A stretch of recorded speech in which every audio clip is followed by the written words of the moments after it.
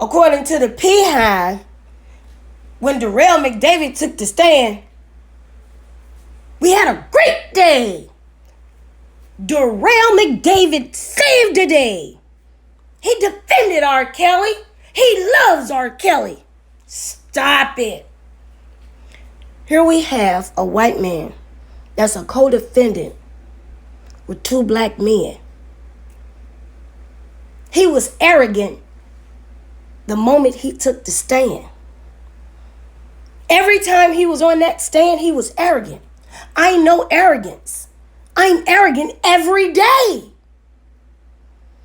But the slow people couldn't catch on.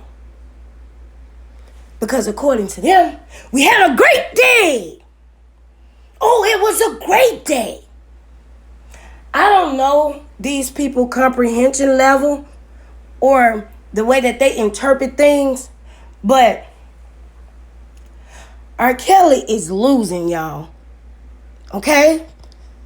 And even when it comes to the transcript, read the transcript. Read. That's my shit for the rest of the year. Anybody walk up to me, read the transcript. Oh my God, that is so funny to me. That is so funny to me.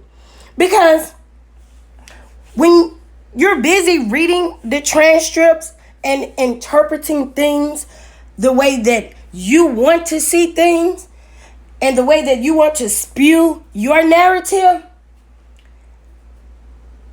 at the end of the day, that was R. Kelly on tape with Rashana Landfair, and at the time, she was underage.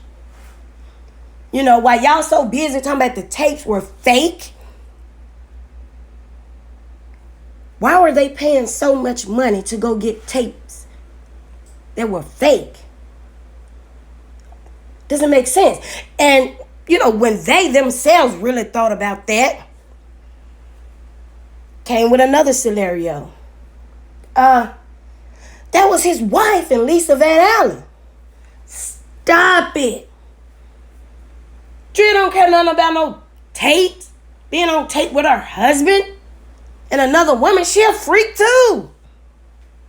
Have y'all seen her Instagram? Stop it. It's so many excuses.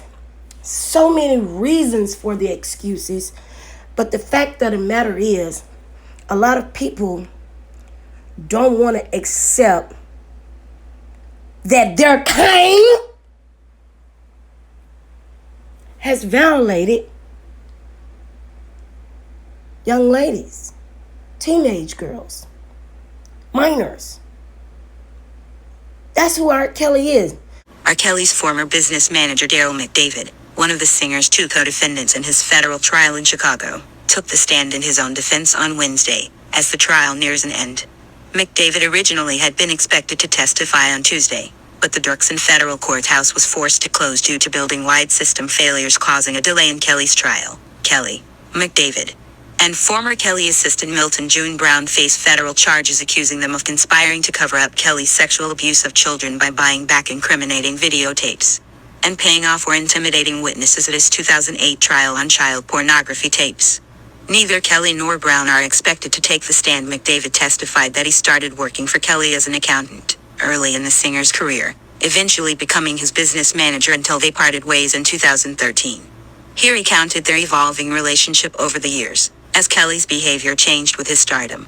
McDavid also recalled the very first suit ever filed against Kelly. McDavid, a certified public accountant, testified to having a successful business before meeting and starting to work with R. Kelly in the early 90s. He told the jury he first met Kelly in his studio, and he described Kelly as a shy, introverted, humble kid, saying he was just trying to get into the music business and make it. As Kelly's stardom grew, McDavid said his role did, too. And after Kelly had a falling out with his previous business manager, McDavid took over that role. He also detailed a change in the singer, from the shy Robert he first met to the superstar R. Kelly.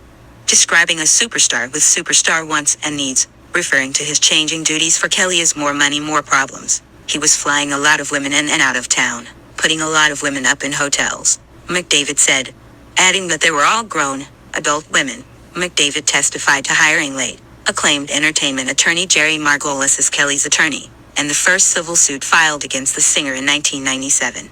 A paternity suit a woman dropped before filing another lawsuit claiming Kelly sexually abused her when she was a minor. McDavid claimed Margolis disproved her claims in depositions for the lawsuit, and at a turning point in his testimony. McDavid described being confused about why they would prove her wrong and still pay a settlement $250,000 instead of the $10 million they first sought, but learned from Margolis that settlements in cases like those could be a cost of doing business for a celebrity. He also said Margolis told him even a rumor of what the suit alleged could impact Kelly's career. A number of lawsuits followed, with McDavid describing them as cookie-cutter lawsuits from women represented by the same attorney from the first lawsuits, and making similar claims against Kelly. McDavid also testified that the attorney who filed those suits, Susan Loggins, advertised to those who wanted to sue Kelly, saying it shaped his skeptical view of allegations against the singer. McDavid eventually moved to the sexual abuse allegations made against Kelly by the star witness in the federal trial in Chicago. A now 37-year-old woman who has testified under the pseudonym Jane, who has accused Kelly of sexually abusing her hundreds of times as a teenager, starting when she was only 14. McDavid said when he first asked Kelly about Jane's claims, the singer angrily denied it, saying, "Are you out your goddamn mind? This is my goddaughter." Since Jane and her family also then repeatedly denied all allegations of any sexual contact to police and investigators over the years, McDavid said he believed Kelly. McDavid also spoke directly to testimony from Chuck Freeman, who has said Kelly's team hired him to recover incriminating sex tapes, calling Freeman's claims false. McDavid described Freeman as a criminal who tried to extort Kelly. Kelly's defense attorney, Jennifer Bongian, has asked the judge in the case to bar certain testimony she argues would unfairly prejudice the jury against her client, including anything related to Kelly's marriage to 15-year-old singer Aaliyah, anything related to Kelly receiving injections or other treatment to curb his sexual appetite, anything regarding lawsuits or settlements of sexual misconduct claims involving other Kelly accusers, anything relating to Kelly's alleged sex addictions, or Kelly's relationships with other women not named in the indictment. Bongian also wants to cross-examine McDavid after federal prosecutors get their chance to question him. U.S. District Judge Harry Bersetti already had ruled neither prosecutors nor defense attorneys could bring up Kelly's ties to Aaliyah, the singer Kelly married when he was 27 and she was 15. The marriage was later annulled. Bersetti will rule later on some of the other topics Kelly's attorneys want to bar from testimony, before testimony resumed in the trial on Wednesday. Wilbur granted a motion from attorneys for longtime music critic Jim DeRogatis to quash a subpoena from McDavid's attorneys calling on him to testify about a videotape sent to DeRogatis at the Chicago Sun-Times in the early 2000s, allegedly showing Kelly having sex with a then 14-year-old girl. DeRogatis and attorneys at The New Yorker, which hired him to cover Kelly's federal racketeering trial in New York last year, argued McDavid's attorneys are trying to put his news gathering on trial. Virtually all knowledge that DeRogatis has that may be relevant to the indictment in this case, if there is any such information, necessarily derives from his third-party sources with direct knowledge of the facts and therefore would be an admissible hearsay, DeRogatis attorneys wrote. Because Mr. DeRogatis' role has been as an investigative reporter, compelled testimony also is invasive as to his news-gathering methods and cumulative of the actual sources and their source materials.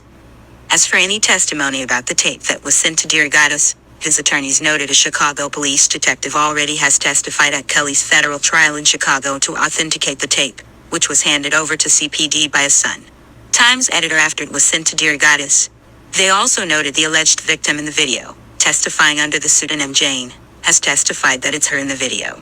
Wilbur said DeRogatis did not need to testify after McDavid's attorneys said they only wanted to ask him whether the video he received and gave to police was the same one in evidence at Kelly's trial. The judge said that testimony would not serve any purpose,